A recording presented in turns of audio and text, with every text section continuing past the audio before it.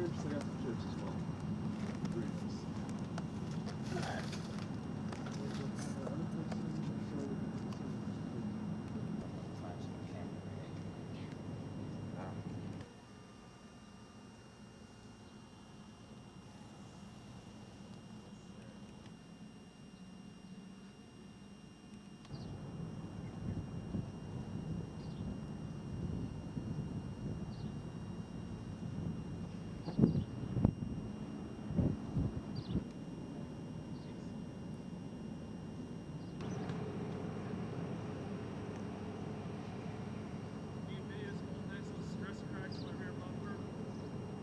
Run into back of my car, then run off.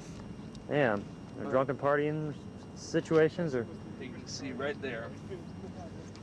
Oh yeah. I noticed the front was kind of, or was that the other guy that was here? No, my front is also dinged up. Tell me a little bit about your setup here. Well, all my coolant hoses got changed up for Samco silicone ones. Uh-huh. And then the person I bought those from also sold me the oil catch can, which was split. Like this hose used to go from there all the way around. It was cut and goes to the oil catch. Which is this red thing here? Yeah.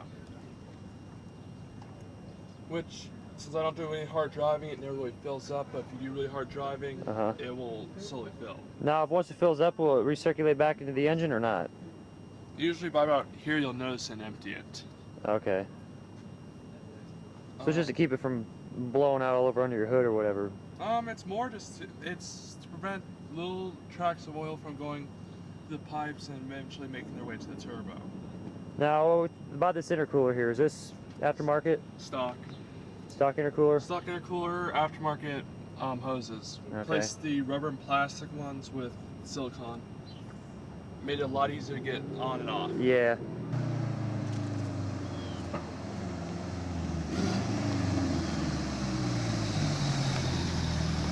Now, you guys said you had a turbo back exhaust?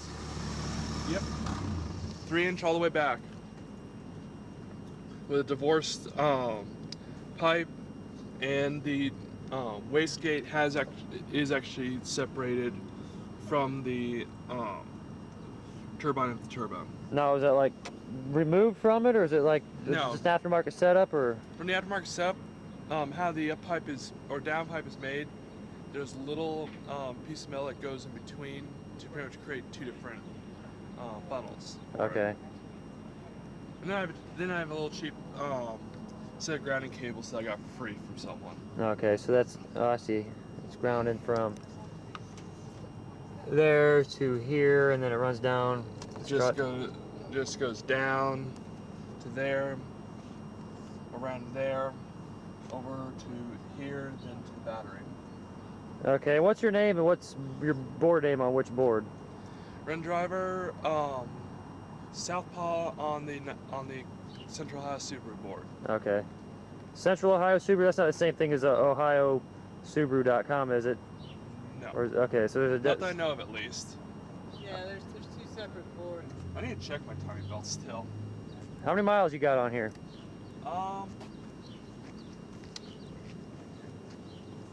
61,558. And this is a what? A 02. 02? Now this style headlight, it was between 02 and 03, or it come out 2000? The bug eyes are just 02 and 03. Okay. Tell me a little bit about these tires and rims. The rims I actually got when I bought the car came with the rims. No, they're not stock. I bought it used. First, 225/40 ZR. Yeah, I replaced these when I got to Ohio because the ones I had on it were summer tires. These tires were $250 each. Damn. Yeah, the bigger the wheel. $250 would buy us 2 sets. $250 would buy a whole set on modified rims and drilled out hubs and all that. Yeah. I'm gonna eventually start on switching it to 17s, which won't cost half as much. I think up to the apartment. I think I drove it to get it inspection, which involved also stopping in that house. No, not for this one. For this one, I went to Dave Gilmore.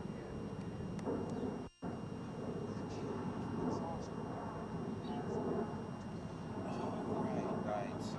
I guess because it's going through the head. It's just using a Venturi effect through the one-way valve, through the filters. That was part of their getting around Right. the catalytic converter. That along with deballing it. Yeah.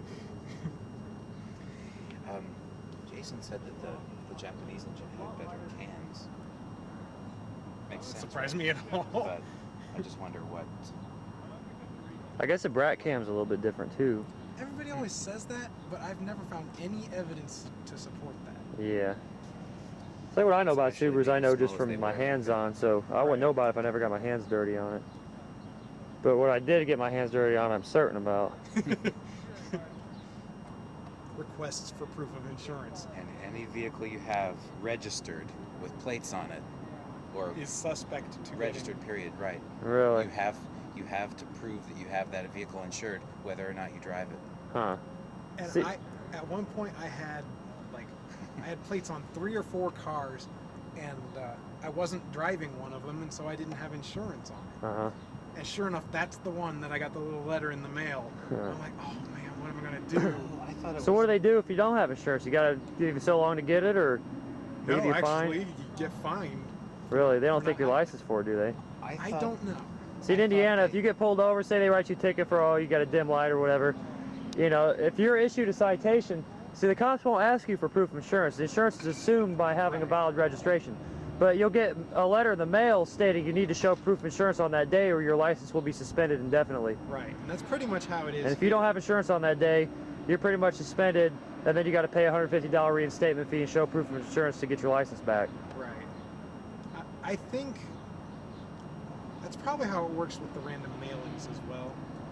But all I had to do, thankfully, was have my insurance agent sign a thing saying that he was aware I was not driving the car. Uh-huh. And then it was fine. I thought That's the way cool. it worked was that they pulled your name, and any cars registered under that name.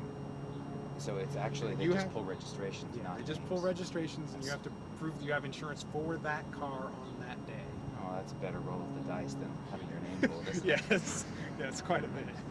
Again, if you look at the badges on the back, it's from Florida. Uh-huh.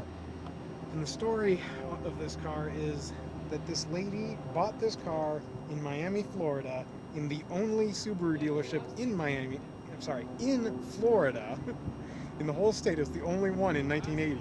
Huh.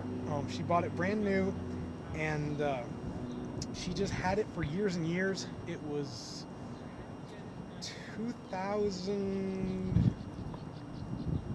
2002 that she decided she was too old to drive anymore. Huh. And so she sold it to, well, she gave it to one of her son's friends Uh-huh. who lives in West Virginia. He got it for his daughter to use while she was in college. She drove it for a year, hated it because it was geeky looking, Oh, yeah? and so then he put it on eBay and I bought it. So That's a it really lived the sweet first ride. 22 years of its life in Miami, Florida. All right, escape the rust. Escape the rust belt. So the rust it has is all from the 1.5 winters it spent in West Virginia. Really? Well, they had. And a little bit of it's from sitting around here too. Well, and in Miami, it's so hot and humid. Right. And even though you don't have snow and salt, you still have humidity.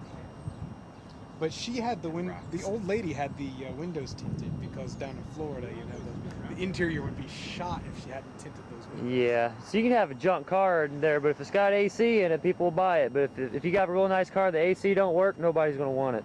That's what she had, dealer AC put into it. Okay, so it's an add-on AC. Mhm. Yeah, that's a really clean car. I haven't seen one this clean in all my days.